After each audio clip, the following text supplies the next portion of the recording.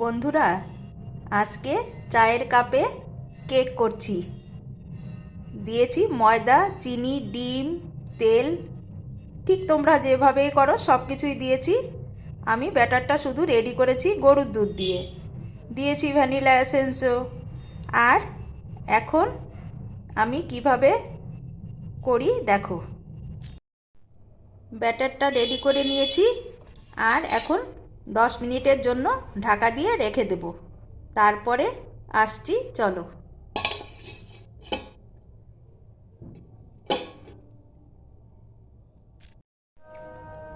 ব্যাটারটা আমার রেডি হয়ে গেছে। 10 মিনিট পরে ঢাকা খুলে এইবার কাপ কটা তেল ব্রাশ করে নিলাম, নিয়ে সব কাপে হাফ হাফ করে দিয়ে দিলাম।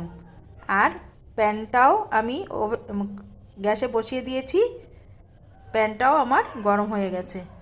এইবার আস্তে আস্তে করে কাপগুলো বসিয়ে দেব। সব কাপগুলো আমি আস্তে আস্তে করে বসিয়ে দিয়েছি। এইবার ঢাকা দিয়ে দেব।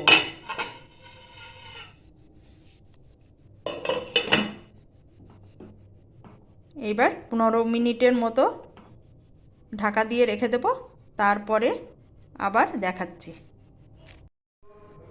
খানিক বাদে আবার চলে এলাম, একটুখানি দেখে উপর থেকে কিশমিশ ছড়িয়ে দেব।